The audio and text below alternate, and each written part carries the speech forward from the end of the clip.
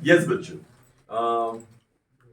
Chapter 7, okay, class 9 chapter 7, और 7 chapter का जो टाइटल है that is diversity in living world. बच्चों, लिविंग ऑर्गेनिज्म, बच्चों, हमारा अर्थ एक यूनिक प्लेनेट है, बिकॉज अर्थ पे ही लाइफ है। हम जाए मून पे, हम देखेंगे बिल्कुल वीरान प्लेनेट, कोई लाइफ नहीं। हम गए, हमने मार्स पे देखा, वहां पर भी हमको कोई लाइफ नहीं मिली अभी तक। और भी हमने पूरे सोलर सिस्टम के प्लैनेट्स चेक किए, तो कहीं कोई लिविंग ऑर्गेनिजम्स नहीं रहते।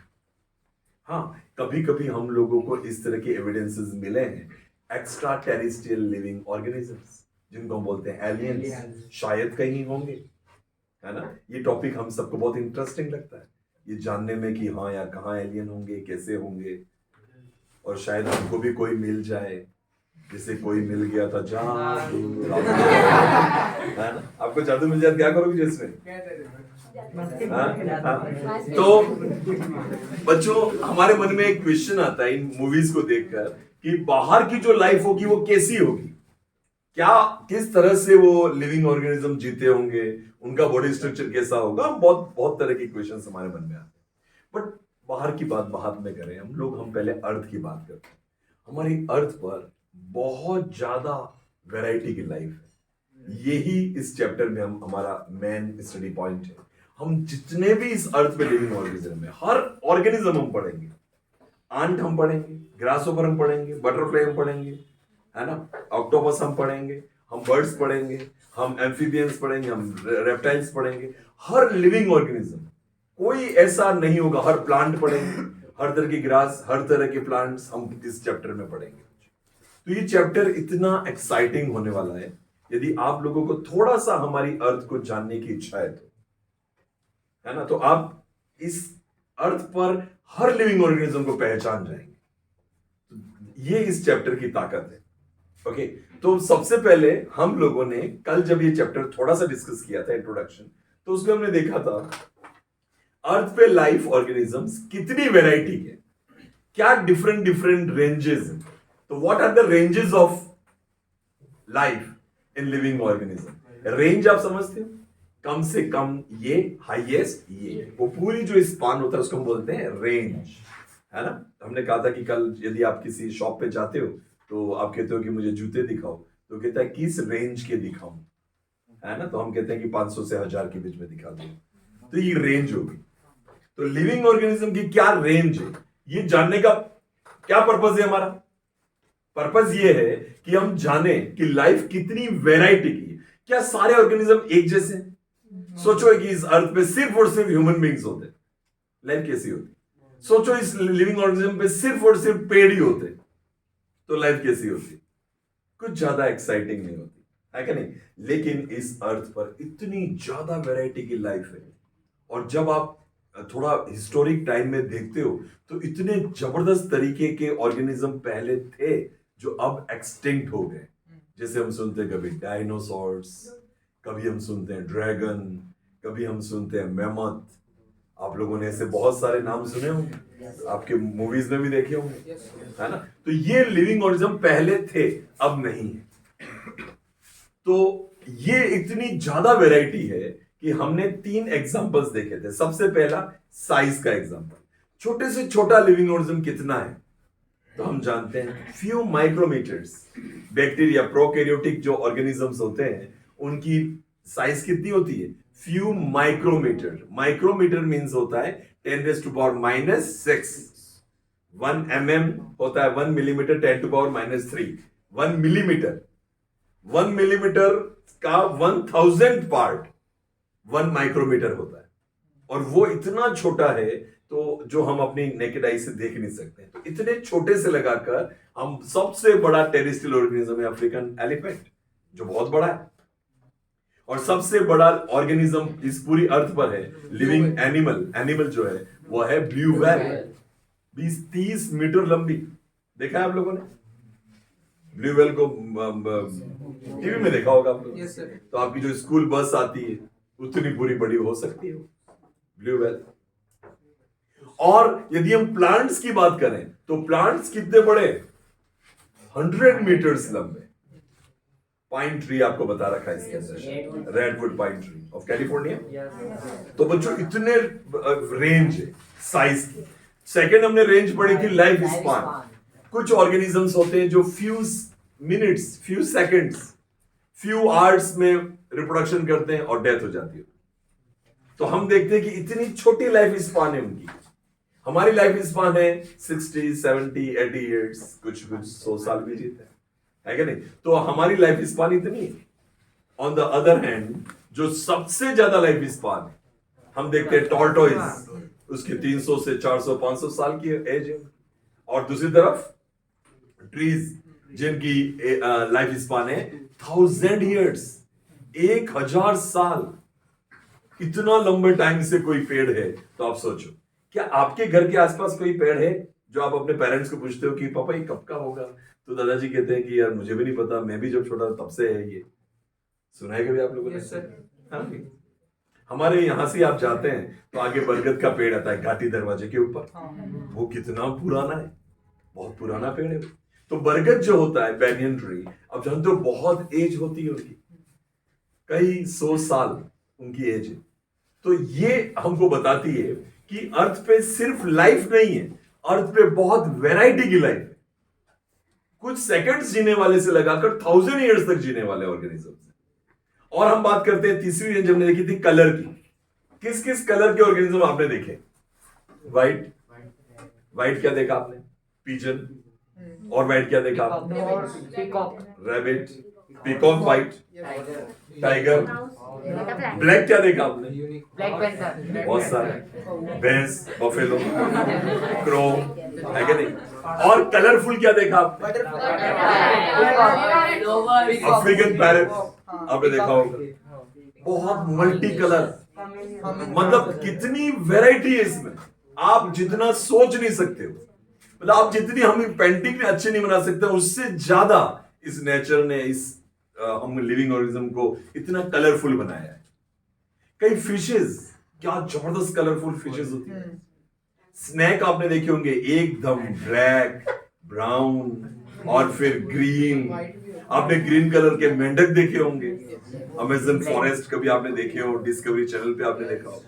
तो बच्चों इतनी वैरायटी की लाइफ। हमने ग्रास ऑफर की बात की थी, ग्रास ऑफर कितने कलरफुल होते हैं, बहुत अलग अलग। तो ये सारी चीज, इतनी वैरायटी है लिविंग ऑर्गेनिज्म। यहां तक कि कुछ ऑर्गेनिज्म ऐसे हैं जो ट्रांसपेरेंट होते हैं, उनकी बॉडी के अंदर की सारी चीजें दिखाई देती हैं आपको, है ना। कुछ फिशेस आपने देखी होंगी ऐसे, आपने जेलीफिश देखी होगी, पॉलीथीन तैर रही, ऐसा दिखाई देता है। तो बच्चों इतनी सारी वैरायटी है लिविंग ऑर्गेनिजम्स की। तो हमने 3 एग्जांपल पढ़े, साइज, लाइफ स्पान और कलर, और उनमें हमने ये रेंजेस देखी।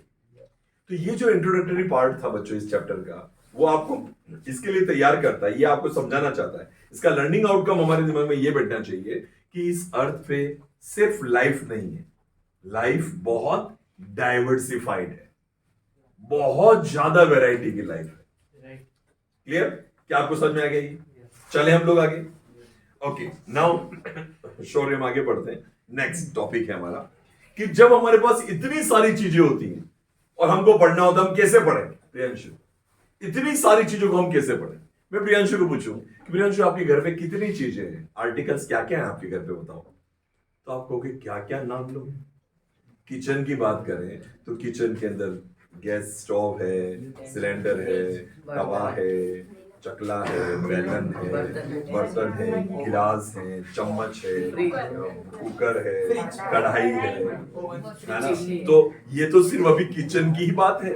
और ईडेबल्स तो हमने इसमें बोला ही नहीं है, जीरा, राई, ये तो बोला ही नहीं अभी हम लोग। क्या आपको पता लगता है कि कितनी सारी वेराइटीज होंगी? फिर हम किचन से निकलते हैं हम चलते हैं ड्राइंग रूम की तरफ, वहां पर बहुत सारी चीजें, सोफा है ना, दीवान, और भी तरह की चीजें होंगी, डेकोरेटिव आइटम्स होंगे। फिर हम आते हैं डाइनिंग रूम में, फिर हम आते हैं बेडरूम में, फिर आते हैं बाथरूम में। तो बहुत वो आपके रूम का घर का हिस्सा ही है ना। तो हम बाथरूम में गिनेंगे, ये साबुन है, वो साबुन है, ये बहुत सारी चीजें। ठीक है, ठीक है, ओके ओके, थोड़ा रहने दो। तो आपको समझ आया कितनी सारी चीजें प्रियांशु। लेकिन यदि सुनो बच्चों, अब अपन थोड़ा दिमाग लगाते हैं कि इन इतनों को हम कैसे पढ़ेंगे, इतनी सारी चीजों को कैसे हम करेंगे। तो बच्चों हम क्या करते हैं, हम इन सब को असॉर्ट करते हैं, हम इन सब को अरेंज करते हैं इन अ सिस्टमेटिक मैनर।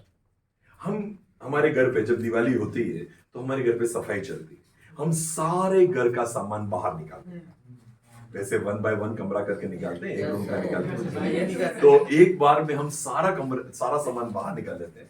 फिर जब हम इसको जमाएंगे तो आप कैसे उसको अरेंज करोगे, आप चीजों के ग्रुप्स बनाओगे। Arranging items into groups and sub groups according to their similarities and dissimilarities is called classification. तो मैं अब चल रहा हूं, बढ़ा हूं धीरे धीरे क्लासिफिकेशन टर्म की ओर। What do you mean by classification? मेरे घर पे इतनी सारी चीजें हैं तो मैं इनको क्लासिफाई करूंगा कि इनमें से क्या चीजें किचन की है, तो चलो सब किचन की चीजें अलग करो। क्या चीजें बेडरूम की हैं, ये बेडरूम में रखने की चीजें, इनको अलग से अरेंज करो। और फिर अब किचन की बात करते हैं तो फिर ये बाथरूम की, ये ड्राइंग रूम की। पहले तो हमने रूम वाइज से अलग अलग कर दिया। पहला हमारा क्लासिफिकेशन क्या हुआ, घर के आर्टिकल्स का रूम वाइज क्लासिफिकेशन। अब एक रूम की भी बात करते हैं, किचन के आर्टिकल्स। तो किचन में भी हम क्या करेंगे, अब इसके सब ग्रुप्स बनाएंगे। ईडेबल्स हैं उनको अलग करो, यूटेंसिल्स हैं उनको अलग करो, डेली यूटेंसिल्स जो थाली कटोरी चम्मच, इनको अलग करो। तो हमने इस तरह से बांटा। फिर जो ईडेबल्स हैं उनको भी हम अलग अलग करते हैं, जैसे पल्सेस हैं तो उनको अलग रखो, जो स्पाइसेस हैं उनको एक अलग जगह रखो, जो डेली चीजें जो काम आएंगी शक्कर चाय पत्ती वो ऊपर रखो। तो बच्चों क्या हुआ, ये हम लोग कॉन्स्टेंटली करते रहते हैं। आपके मम्मी पापा और आप सब भी ये कॉन्स्टेंटली करते रहते हो। क्या करते हो, अरेंज करते हो। आपकी मोबाइल की बात करते हैं। आपके मोबाइल में गाने हैं बहुत सारे 500 गाने। अब इन 500 गानों को कैसे अरेंज करें, जब कोई गाना चाहिए कैसे वो मिलेगा हमको, तो हम उनको अरेंज करते हैं। हम कहते हैं ओल्ड सॉन्ग, ये सॉन्ग 90s, ऐसा हम उसको अरेंज कर सकते हैं। फिर ये भी हम करेंगे किशोर कुमार के, मुकेश के, अलग अलग सिंगर वाइज, अरिजीत सिंह के, आपके जमाने में टोनी कक्कर के नेहा कक्कर के। हाँ, तो आप क्या करते हो, आप अरेंज करते हो। अच्छा, आपकी कंप्यूटर में आपने बहुत सारी फाइल्स बना रखी हैं, तो क्या आप उसका फोल्डर सिस्टम करते हो अरेंज? आप फोल्डर बनाओगे कि मेरे नाम का एक फोल्डर है ना, हैमिल का एक फोल्डर होगा। अब हैमिल को क्लिक करेंगे तो हैमिल के अलग अलग फोल्डर्स आएंगे, academics, entertainment, song, movies, games. तो फिर अब हैमिल गेम्स में जाना चाहता तो गेम्स क्लिक करेगा, अब या मूवीज में जाता तो मूवीज क्लिक करेगा। तो मूवी के अंदर भी सब फोल्डर्स आएंगे, हॉलीवुड मूवीज, बॉलीवुड मूवीज के Tollywood movies, South Indian Allu Arjun तो आप देखोगे सूर्या, है क्या नहीं। तो आप क्या कर सकते हो बच्चों, अल्टीमेटली हम बार बार ग्रुप्स और सब ग्रुप्स में डिवीजन करते हैं। बच्चों ये आपको समझ में आया हो ना, तभी आप इस दुनिया के सारे ऑर्गेनिजम्स को पढ़ पाओगे।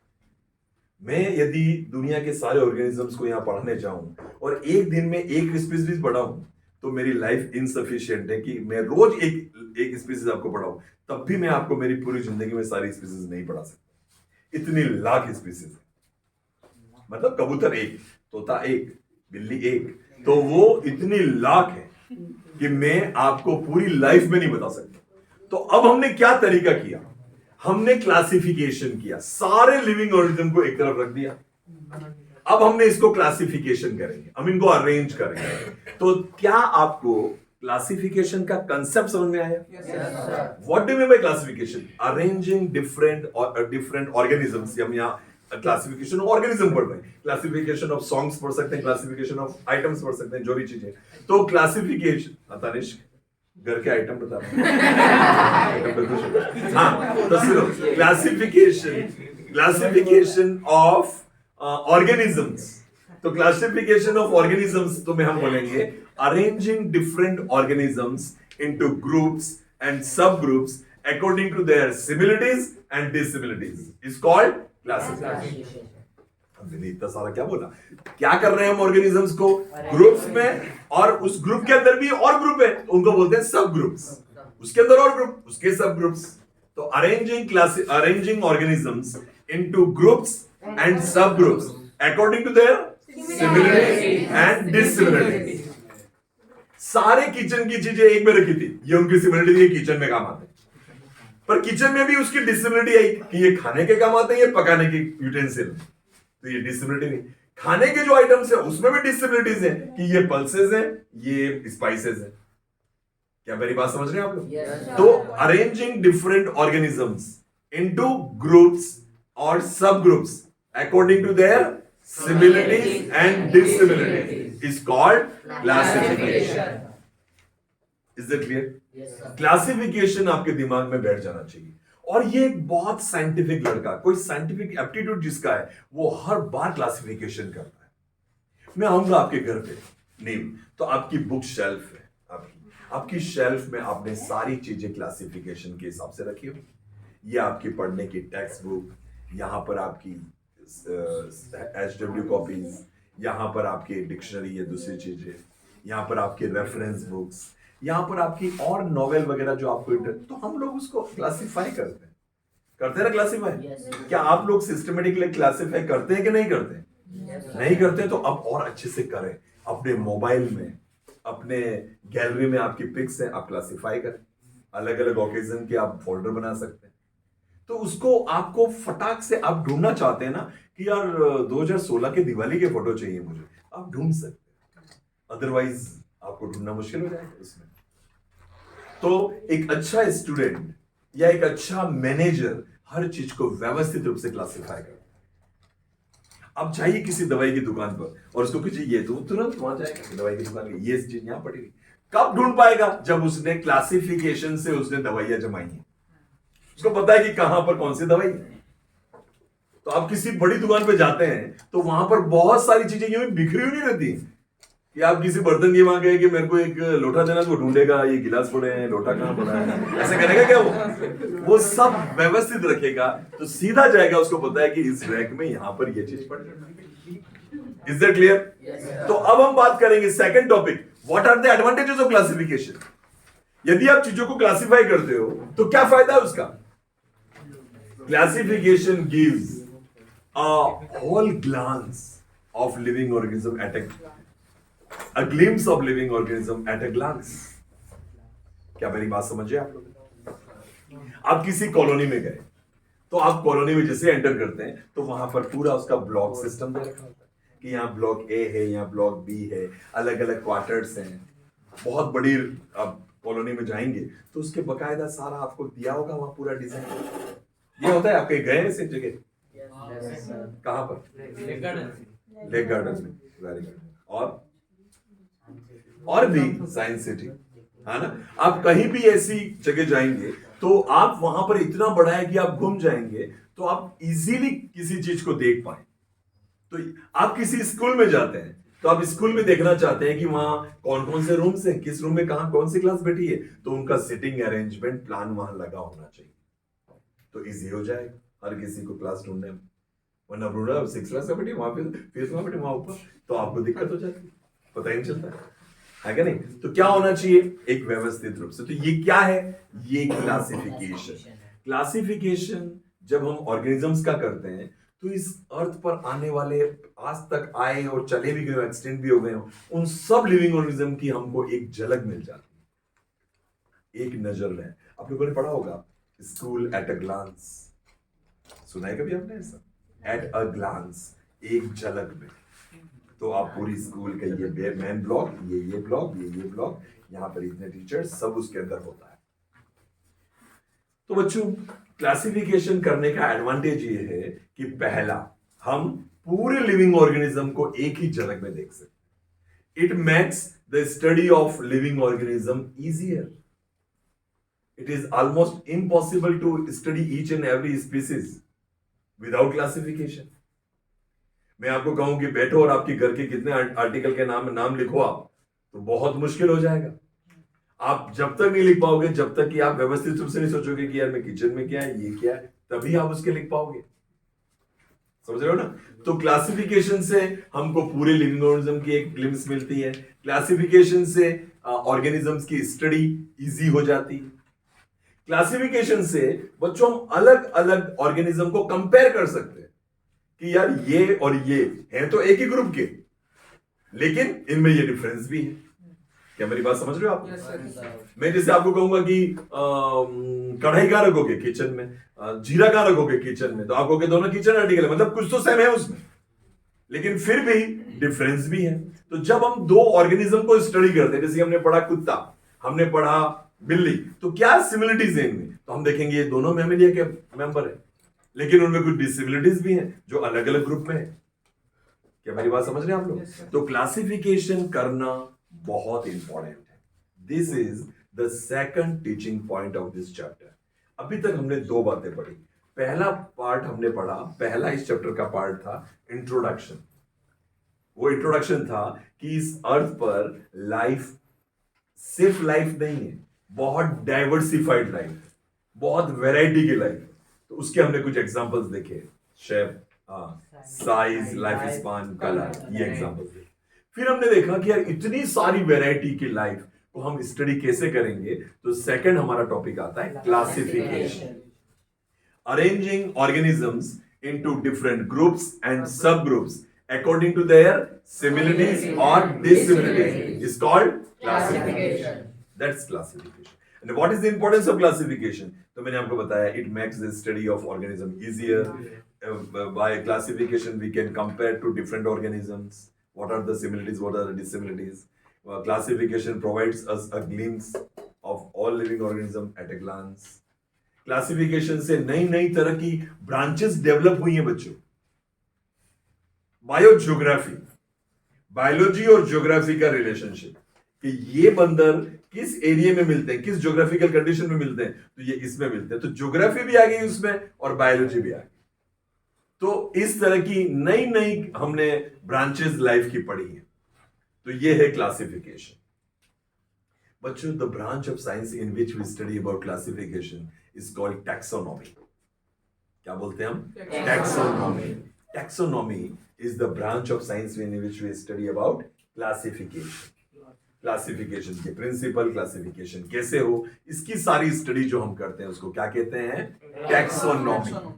Taxonomy, TAXONOMY, taxonomy. Okay, yes. तो क्या ये दो बातें समझ में आई आपको? क्या आपको समझ में आया हम ये चैप्टर में क्या पढ़ रहे हैं, क्यों पढ़ रहे हैं? क्योंकि लाइफ हमारी अर्थ पर बहुत ज्यादा वैरायटी है। आप पढ़ते जाओगे ना, आपको सोचते जाओगे। कल हम लोगों ने रेटल स्नेक का वीडियो देखा था, हमने बहुत तरह की लाइफ देखी है ना, समझा था। फिर सेकंड हमने पढ़ा what is classification, what is the importance of classification. तो arranging different organism into groups and sub groups according to their similarities and dissimilarities is called classification. And classification is very important. It makes the study of each and every organism very easy and convenient. Okay, it provides the picture of whole living organism at a glance. है ना? तो ये सारी चीजें हम लोगों ने classification के इंपॉर्टेंस भी पढ़े। अब बात करते हैं तीसरी, क्लासिफिकेशन कैसे करें। अब देखिएगा सभी मेरी तरफ बच्चों, सारे लिविंग ऑर्गेनिज्म मैंने लाकर यहां रख दिए। थोड़ा सा यहां रख मैंने यहां पर सारे लिविंग ऑर्गेनिज्म रख दिए। अब हम इनको कैसे अरेंज करें, कैसे अरेंज करें? सारे लिविंग ऑर्गेनिज्म में ये सोचें कि किसके 5 उंगलियां हैं, किसके नहीं है। अरे ये तो बहुत बड़े लेवल पे बात होगी। बहुत सारे पेड़ हैं, बहुत सारे माइक्रो ऑर्गेनिज्म हैं, उनकी उंगलियां तो है ही नहीं। तो ये क्लासिफिकेशन सही तरीका है क्या? तो ये क्लासिफिकेशन का सही तरीका नहीं है। तो क्लासिफिकेशन में बच्चों आप मेरी बात समझिएगा, क्योंकि ये बहुत टेक्निकल पॉइंट है। हमको सबसे पहले बहुत फंडामेंटल कैरेक्टरिस्टिक्स उठाना पड़ता है। क्या उठाना पड़ता है बच्चों? Fundamental characteristics. अब सबसे पहले मुझे बताना पड़ेगा कैरेक्टरिस्टिक्स क्या होते हैं। Any recognisable feature of any organism is called characteristics. Sorry. Any recognizable feature or behavior of an organism is called characteristics. बच्चों मेरी 5 उंगलियां हैं तो ये मेरा एक कैरेक्टरिस्टिक, मेरी 2 आंखें तो ये मेरा एक कैरेक्टरिस्टिक्स, मैं दिन में सोता हूं, दिन में जागता हूं, रात को सोता हूं, ये मेरा एक कैरेक्टरिस्टिक। खुश, अपन दिन में जागते हैं और रात में सोते हैं, ये हमारा क्या है? कैरेक्टरिस्टिक्स। कोई इंडिविजुअल ग्रुप में रहता है, अकेला नहीं रहता है, ये उसका कैरेक्टरिस्टिक्स। कोई ऑर्गेनिज्म एक जगह चिपक के रहता है, सेडेंटरी लाइफ है उसकी, एक बेस पे चिपक जाता है और पूरी लाइफ वहीं गुजारता है, जैसे एक पेड़, ये उसका कैरेक्टरिस्टिक्स है। तो कैरेक्टरिस्टिक्स किसको कहते हैं बच्चों? कैरेक्टरिस्टिक्स किसको कहते हैं? एनी रिकॉग्नाइजेबल, रिकॉग्नाइजेबल मतलब जिसको हम देख सके, पहचान सके, एनी रिकॉग्नाइजेबल फीचर और बिहेवियर। कैरेक्टरिस्टिक ऐसी चीज हो सकती है जो आप देख सकते हो, जैसे 5 उंगलियां वो देख सकते हो आप, लेकिन मुझे देख के आप ये नहीं सकते कि रात को सोते होंगे, कि दिन में जागते होंगे, कि एक साथ रहते हैं, कि अलग अलग रहते हैं। ये क्या है? ये बिहेवियर। समझ आ रहा है आपको? तो कैरेक्टरिस्टिक में 2 बातें आती हैं, मेरी बॉडी की कोई स्पेसिफिकेशन, मेरी बॉडी के कोई फीचर, या फिर मेरा बिहेवियर। इसको हम कैरेक्टरिस्टिक्स बोलते हैं। क्या बोलते हैं? चलिए, तो सबसे पहले क्लासिफिकेशन को फंडामेंटली पढ़ने से पहले कि क्लासिफिकेशन किया कैसे जाता है, सबसे पहली चीज थी हमको कैरेक्टरिस्टिक्स पहचानना। जैसे मैं आपको और बताऊं, मेंढक के क्या कैरेक्टरिस्टिक है। तो मेंढक की बॉडी में लंग्स होते हैं, ये उसका कैरेक्टरिस्टिक्स, ये रेस्पिरेशन लंग से करता है। मेंढक पानी में भी रहता है, जमीन पे भी रह सकता है, दोनों में रह सकता है, ये उसका बिहेवियरल कैरेक्टरिस्टिक्स। ये बिहेवियरल है, वो कोई बॉडी में नहीं दिख रहा है उसके, और इसके लंग्स है, वो तो आपको काट के देखोगे दिखेंगे आपको लंग्स। क्लियर? तो ये इसकी कैरेक्टरिस्टिक्स। Any problem? चलिए, तो अब मैं वापस अपनी बात कर रहा था कि यदि अब थोड़े एग्जांपल से समझे बच्चों, या एग्जांपल से कंफ्यूज नहीं होते? हम अपने घर के सारे आइटम्स जमा रहे थे, अभी सारे आइटम हमारे घर के बाहर रोड पे पड़े थे, तो हम उनको जमाना चाहते हैं। तो जमाने के लिए सबसे पहला कैरेक्टरिस्टिक हमको क्या लेना चाहिए, जो सबसे फंडामेंटल हो, जो सब पर एप्लीकेबल हो। क्या मैं ये लूं कि क्या खा सकते हैं, क्या नहीं खा सकते? क्या ये fundamental characteristic?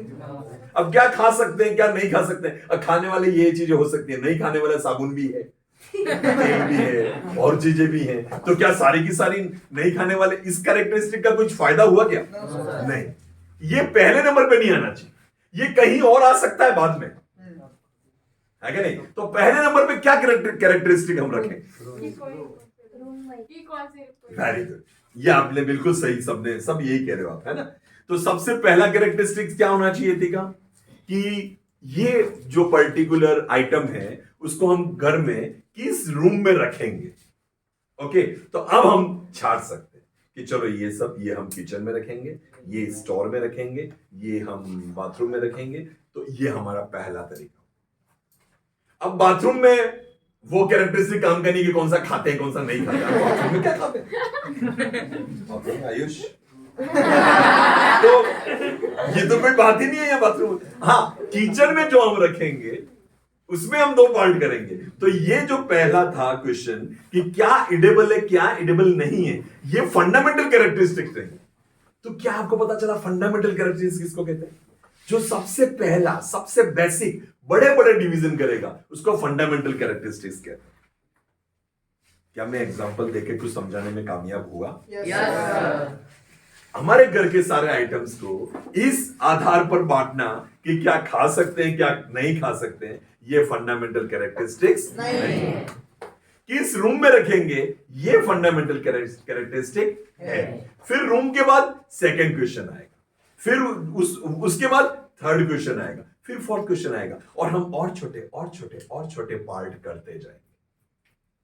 For example kitchen के आर्टिकल आ गए, तो किचन में अब हम सोचेंगे क्या खाएंगे, क्या नहीं खाएंगे। जो खाएंगे वो यहाँ है, क्या जो खाएंगे उसमें भी अब दूसरा क्वेश्चन आएगा, कौन से रोज के स्पाइसेस डेली काम आते हैं, कौन सी पल्सेस है जो स्टोर में रखेंगे, कौन से ये। तो हम उसको और बाइफरकेट करेंगे। जो स्पाइसेस है उनका भी हम एक पूरा एक अलग सा बॉक्स लाएंगे, उसमें भी हम डालेंगे इसमें ये, इसमें ये, इसमें ये, अलग अलग डालेंगे।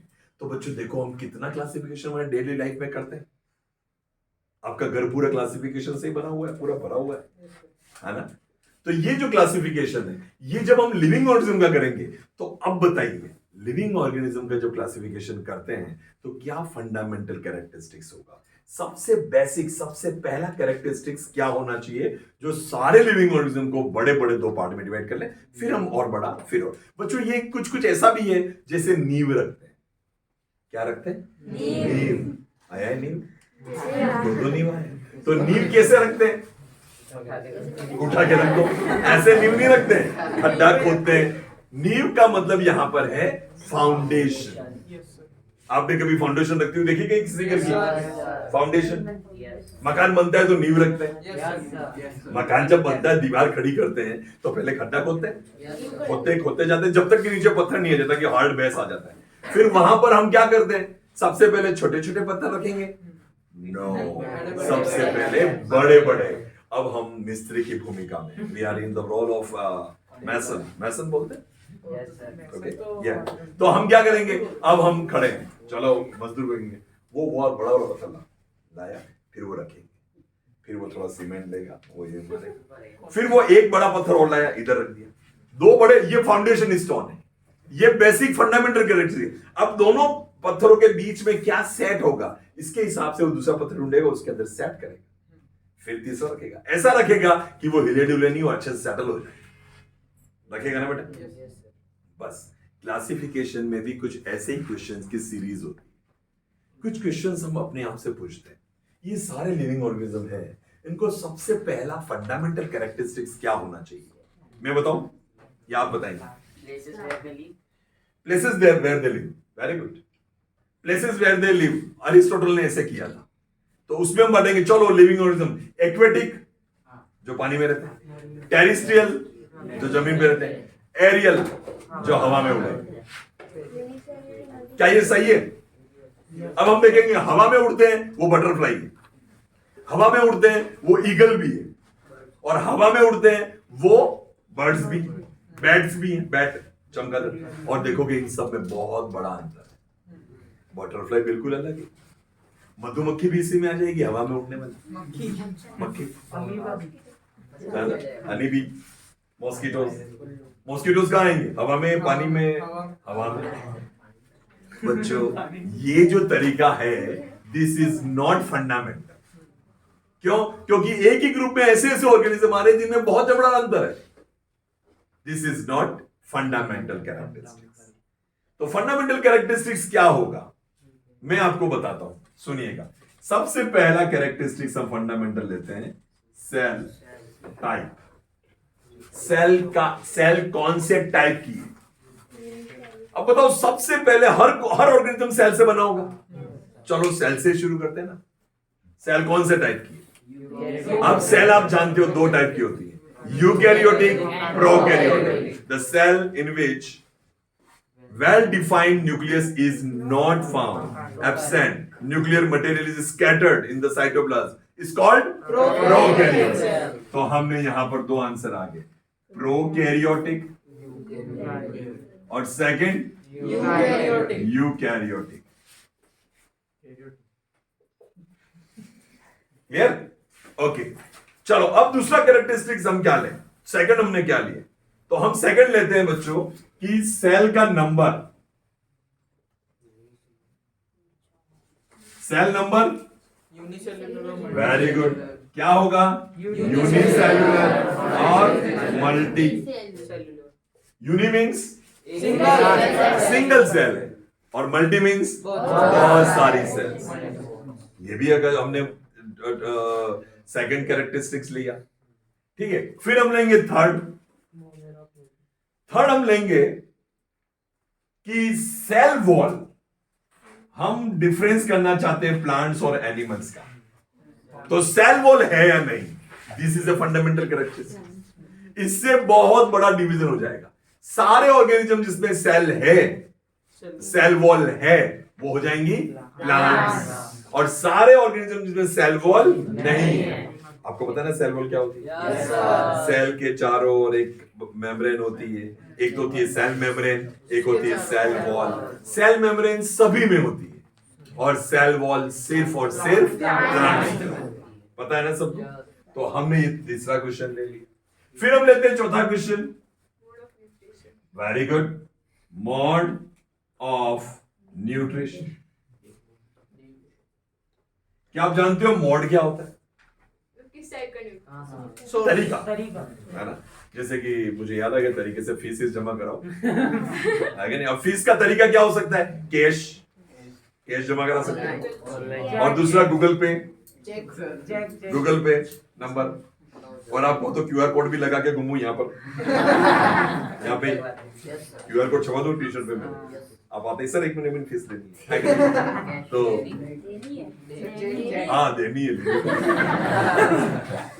चलिए, तो समझ में क्या ये मोड ऑफ पेमेंट चेक भी दे सकते हो आप। तो ये these are different mode of payments. Okay, यहां पर बात करते हैं मोड ऑफ न्यूट्रिशन कि ऑर्गेनिज्म क्या क्या मोड ऑफ न्यूट्रिशन से न्यूट्रिशन करते हैं। मैं आपको थोड़ा सा ब्रीफली बता देता हूं। एक होता है ऑटोट्रॉफ, जो प्लांट्स अपना फूड खुद बनाते हैं। दूसरा होता है हेटरोट्रॉफ, जो खुद नहीं बना सकते, किसी न किसी को खाना पड़ेगा। अब जो दूसरे जो हेटरोट्रॉफ है वो भी 4 तरह के होते हैं। Heterotrophic mode of nutrition 4 types का होता है। पहला होलोजोइक, जो भी हमको दिखा, बाहर गए पेड़ पे टमाटर उगाए, तोड़ा खा गए। किसी लिविंग ऑर्गेनिज्म को पूरा का पूरा या उसकी बॉडी का कोई पार्ट हम अपनी बॉडी में एंटर कर लेते हैं, अंदर उसको तोड़ते हैं, उसमें से जो काम की चीज है वो ले लेते हैं, जो काम की चीज नहीं है उसको निकाल देते हैं। ये मेरा आप सबका सारे एनिमल्स में ज्यादातर गाय, भैंस, बकरी, कुत्ता, घोड़ा, गधा सब यही करते हैं। ये किसी न किसी बॉडी, किसी प्लांट को या किसी ऑर्गेनिज्म को अपनी बॉडी में एंटर करते हैं। ये कहलाता है होलोजोइक मोड ऑफ न्यूट्रिशन। क्या कहलाता है? बच्चों इसको मैं डिटेल में कल और बताऊंगा, मोड ऑफ न्यूट्रिशन को डिटेल में बताऊंगा। तो यहां पर हम मोड ऑफ न्यूट्रिशन थर्ड देखेंगे बच्चों। अब चलिए, अब एक एक करके फटाफट शुरू करते हैं। टाइम है अपने पास? Yes, we have 10 minutes. बच्चों सारे ऑर्गेनिज्म को मैंने यहां रखा है। चलो, सबसे पहले इसमें कहूंगा प्रोकैरियोटिक, इधर आ जाओ, लाइन में लगे आओ। सुन रहे लोग, पब्लिक देख रही है, बहुत वायरल हो जाएगा ये। सुनिए, चलिए बच्चों, प्रोकैरियोटिक कहाँ हो? इधर आ जाओ, यहाँ खड़े हो जाओ। तो ये सारे प्रोकैरियोटिक यहाँ के बच्चों, सारे लिविंग ऑर्गेनिज्म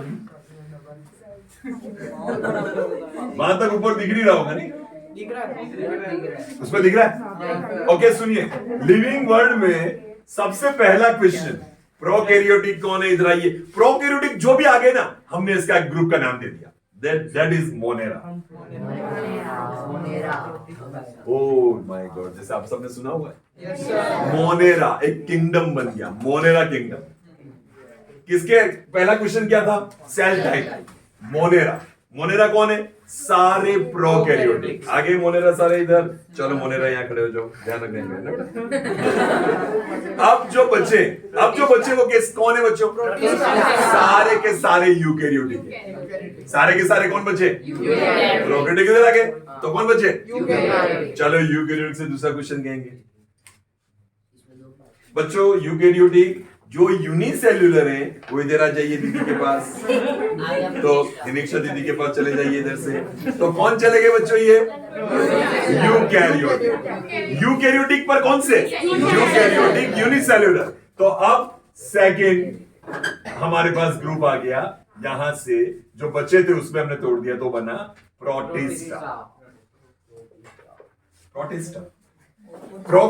मोनेरा क्या थे? प्रोकैरियोटिक। प्रोटिस्टा क्या थे? Eukaryotic unicellular. चलिए, अब देखिएगा बच्चों, बहुत इंटरेस्टिंग है ये बात। अब कौन बचे?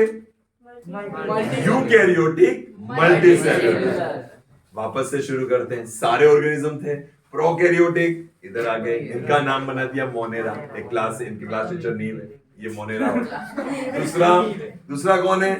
सारे यूनिसेल्युलर यूकैरियोटिक यूनिसेल्युलर। इधर आ जाओ, हिनिक्षा दीदी के पास, ये इनकी क्लास टीचर है। क्या नाम रख दिया इनका हमने? प्रोटिस्टा। क्या नाम रखा? प्रोटिस्टा। अब कौन बचे यहाँ? Eukaryotic multicellular. चलो यूकैरियोटिक मल्टीसेल्यूलर से हम पूछते हैं अगला सवाल। अगला सवाल है सेल वॉल। यूकैरियोटिक मल्टीसेल्यूलर, जिन जिन के पास भी सेल वॉल है, इधर आ जाइए आयुष भैया, आयुष अंकल के पास। तो जितने भी यूकैरियोटिक मल्टीसेल्यूलर सेल वॉल वाले थे, वापस देखो अब दिमाग में लोड बढ़ता जाएगा।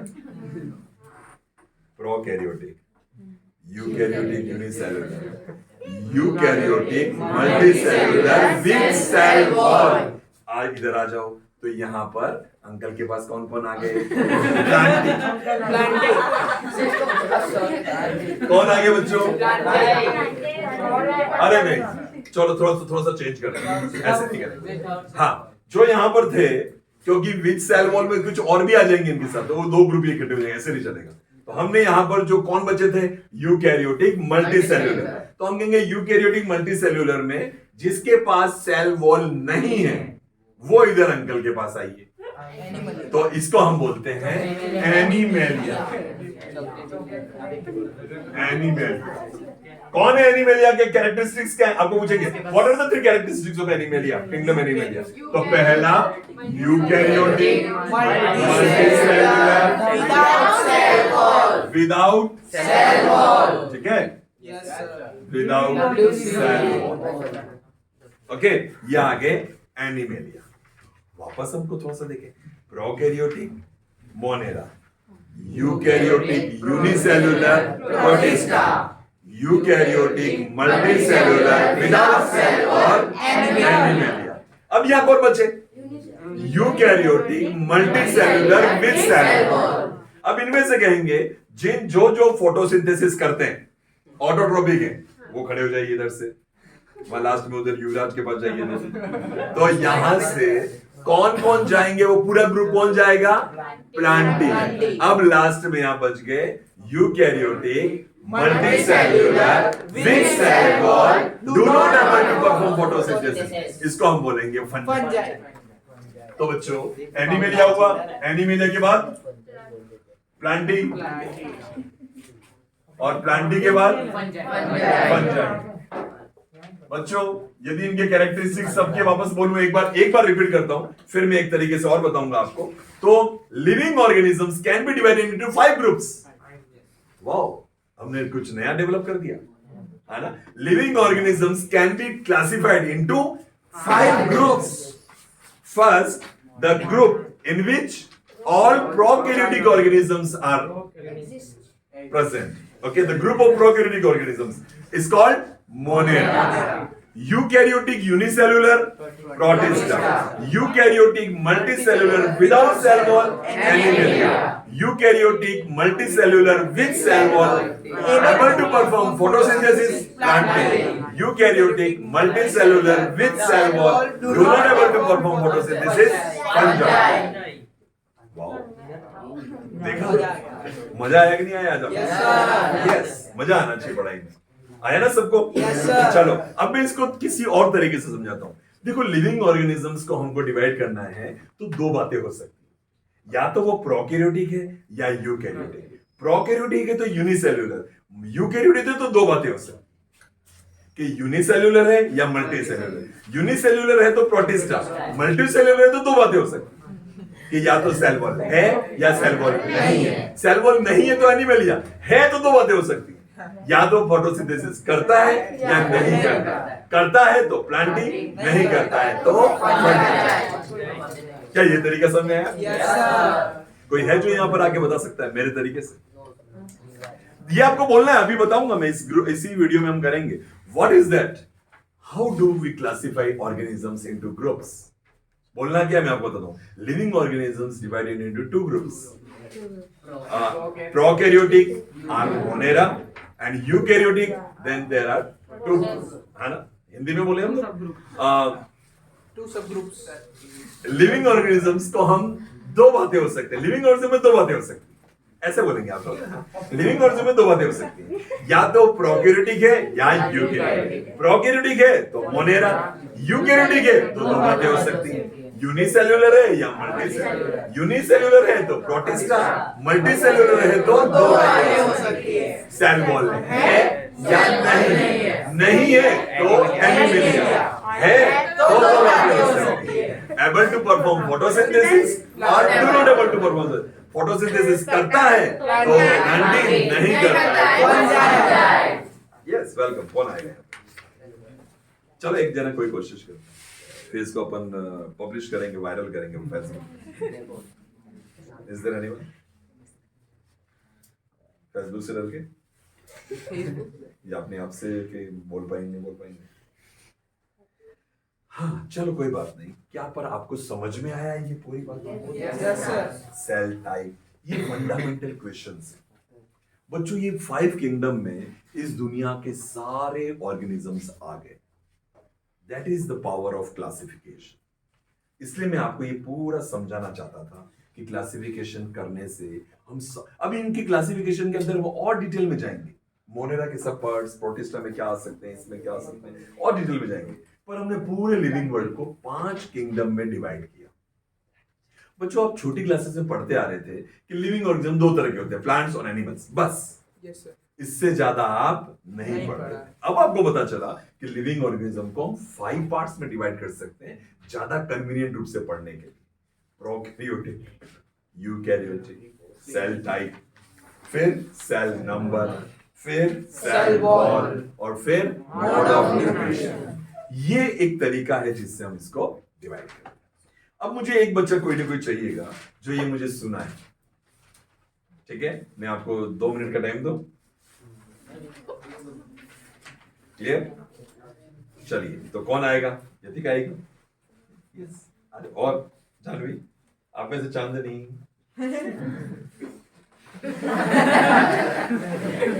एनीवन? हैमिल? चलो इसको साइन ऑफ करते हैं और इसके बाद फिर हम एक वीडियो छोटा सा बनाएंगे। Classifications of living organism 2 types हो सकता है, प्रोकैरियोटिक और यूकैरियोटिक। प्रोकैरियोटिक है तो मोनेरा, यूकैरियोटिक में 2 बातें आ जाती है, यूनिसेल्युलर और मल्टीसेल्युलर। यूकैरियोटिक यूनिसेल्युलर होता है, प्रोटिस्टा। फिर यूकैरियोटिक मल्टीसेल्युलर में 2 बातें आ जाती है, with cell wall, without cell wall. जो without cell wall eukaryotic multicellular होता है, उसको एनीमिलिया कहते हैं। फिर eukaryotic multicellular with cell wall में 2 सब ग्रुप्स हो जाते हैं, जो फोटोसिंथेसिस के एबल होते हैं और जो नहीं होते हैं। जो एबल होते हैं उनको प्लांटिया कहते हैं और जो नहीं एबल होते हैं उनको फंजाई कहते हैं। उनकी 5 टाइप्स हो गया, मोनेरा, प्रोटिस्टा, एनीमिलिया, प्लांटी और फंजाई।